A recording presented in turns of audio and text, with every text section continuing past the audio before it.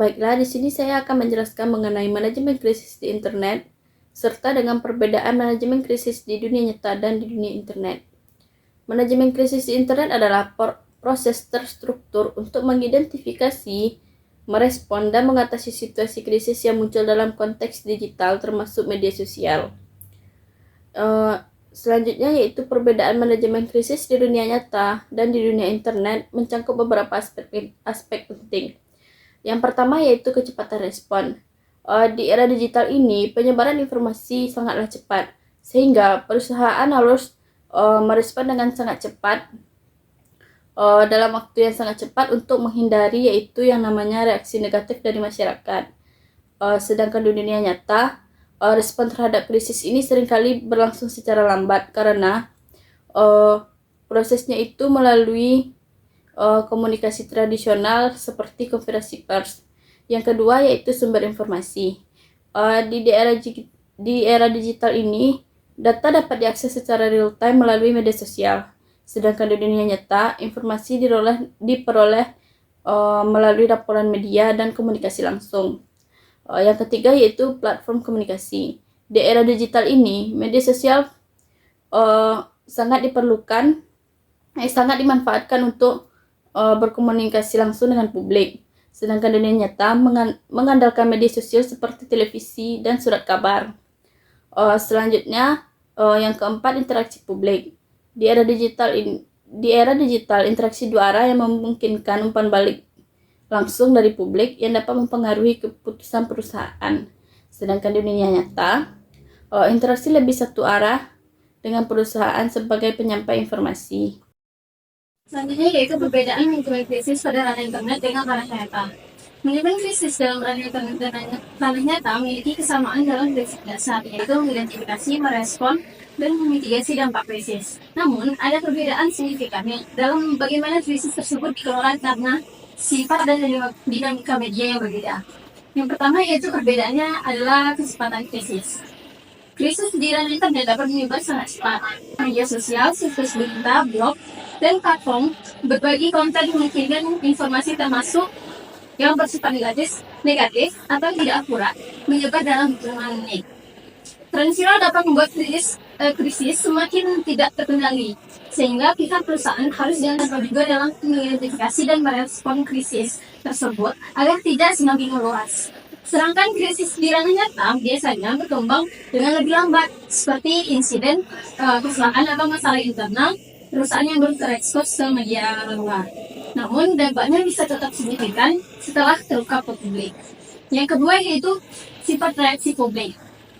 Di dunia maya, respon publik bisa sangat reaktif dan emosional. Media sosial seringkali dipenuhi dengan opini yang cepat, terbentuk tanpa konteks penuh, di mana reputasi perusahaan bisa terancam hanya oleh persepsi negatif. Opini publik di internet dapat berubah secara dinamis dalam waktu singkat, tergantung pada narasi yang terbentuk.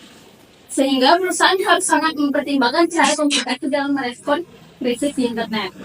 Karena jika pihak perusahaan terpancing emosi dalam persepsi negatif publik, maka akan semakin memperkeruh keadaan. Sedangkan di dunia nyata, respon publik cenderung lebih terukur dan memerlukan waktu untuk berkembang. Opini dibentuk melalui interaksi tatap muka, liputan media tradisional, atau pertemuan langsung dengan pemangku kepentingan.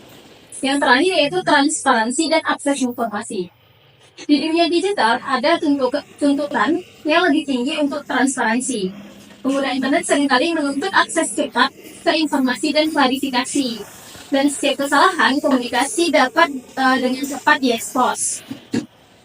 Keterbukaan adalah kunci, dan jika ada kesan menutupi fakta, krisis bisa semakin memperburuk. Sedangkan di dunia nyata, kontrol atas akses informasi bisa lebih kuat. Informasi dapat dikelola lebih hati-hati melalui pernyataan resmi, media briefing, atau diskusi tertutup dengan pemangku kepentingan.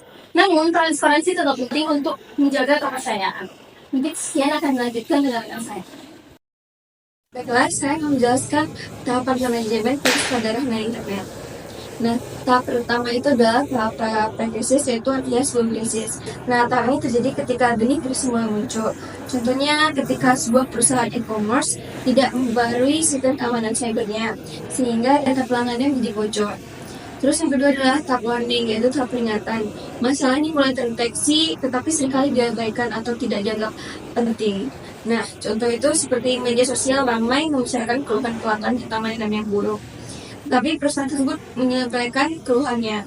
Terus yang ketiga adalah tahap akut, yaitu terbentuk dan mendapat perhatian dari media dan publik mengakibatkan kerugian perusahaan. Contohnya serangan hacker menyebabkan kebocoran data pelanggan yang viral di media. Yaitu tahap berikutnya adalah tahap clean up, yaitu pembersihan, yaitu artinya upaya pemulihan reputasi dan kinerja sambil menghadapi tekanan dari publik, media, dan info. Contohnya itu perusahaan yang mengeluarkan permintaan maaf publik, meningkatkan sistem keamanan, dan memberikan kompensasi kepada pelanggan yang terdampak. Selanjutnya adalah tahapan yang paling terakhir, yaitu post krisis, artinya sudah krisis, yaitu tahap evaluasi dan pemulihan pasca krisis. Perusahaan harus memastikan perencanaan krisis lebih baik agar tidak terulang kembali. Contohnya perusahaan menyusun ulang prosedur keamanan cyber, melatih karyawan, dan membuat strategi agar komunikasinya bisa baik dan mencegah krisis serupa di masa depan. Terima kasih. Oke, saya akan mencoba untuk melanjutkan materi dari teman saya. Materi selanjutnya adalah strategi komunikasi krisis pada ranah internet. Jadi strategi komunikasi krisis ini akan terbagi menjadi 3 tahap, yaitu sebelum krisis, saat krisis, dan setelah krisis. Pada tahap sebelum krisis, terdapat monitoring isu, identifikasi dan pencegahan, mempersiapkan template statement, menyiapkan dark side, dan penyediaan saluran komunikasi. Pada tahap monitoring isu, humas dituntut untuk dapat memonitor isu dan menyampaikan informasi yang bisa membawa isu ke arah lebih baik pada media. Lalu, pada tahap identifikasi dan pencegahan, humas bertanggung jawab untuk mengidentifikasi apakah isu tersebut bisa berkembang menjadi krisis, dan jika dapat berkembang menjadi krisis, humas bertanggung jawab untuk mencegah agar krisis itu tidak terlalu merusak ke perusahaan. Lalu selanjutnya, terdapat mempersiapkan template statement dan website. Ini dilakukan untuk pencegahan agar saat terjadinya krisis masyarakat dan media bisa langsung melihat informasi yang benarnya itu ke dark side dan statement yang telah dikirimkan. Jadi tidak membuang waktu dan sangat efektif. Lalu selanjutnya yaitu penyediaan saluran komunikasi. Ini bisa lewat media sosial atau website sudah juga tadi. Lalu saat krisis, humas perlu mengklarifikasi sesuai waktu. Momentum sangat penting pada saat klarifikasi karena menentukan seberapa serius masalah tersebut bagi perusahaan sehingga media bisa melihat dari sana. Lalu ada aplikasi dark side saat krisis dan penetralan pemberitaan. Humas dapat mengirim pemberitaan yang lebih baik tentang perusahaan agar menetralisasi berita negatif yang telah muncul. Lalu yang terakhir setelah krisis terdapat press release, workshop edukasi, dan CSR. Dan pada tahap setelah krisis, perusahaan perlu untuk membuat diri mereka itu tampil baik di depan publik dan media. Jadi perlu dilakukan workshop edukasi dan CSR kepada masyarakat. Sekian dari saya, dilanjutkan ke materi teman saya selanjutnya. Baiklah, saya akan membacakan studi kasus tentang perluasan pasar Teknogir ke pasar internasional.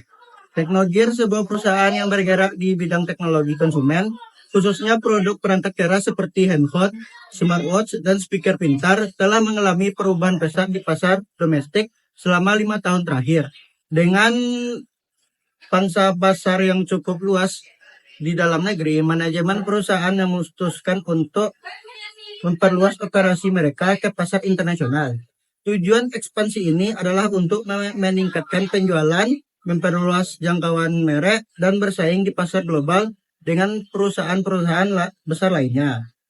Masalah yang dihadapi yaitu yang pertama, analisis pasar yang kurang mendalam. Manajemen menyadari bahwa mereka belum melakukan analisis pasar yang mendalam di negara-negara target tanpa memahami presensi lokal. Yang kedua itu kendala biaya dan logistik. Perluasan pasar ke luar negeri memerlukan infrastruktur logistik yang kuat. Teknogear harus memikirkan apakah lebih efisien untuk mendirikan fasilitas produksi lokal di negara target atau mengimpor produk. Yang ketiga yaitu persaingan ketat. Di pasar global, Teknogear akan menghadapi dengan pesaing besar yang sudah mapan, seperti Apple, Samsung, dan Sony. Yang keempat yaitu kepatuhan terhadap peraturan internasional. Setiap negara memiliki regulasi yang berbeda terkait dengan produk teknologi, khususnya yang berkaitan dengan hak konsumen, keselamatan, serta aspek keamanan dan privasi. Yang kelima itu dampak pada budaya perusahaan. Dengan ekspansi internasional, ada kemungkinan bahwa budaya perusahaan akan berubah. Manajemen perlu mempertimbangkan bagaimana menjaga nilai-nilai ini perusahaan dan memastikan bahwa karyawan di cabang internasional memahami dan menerapkan budaya kerja yang sama.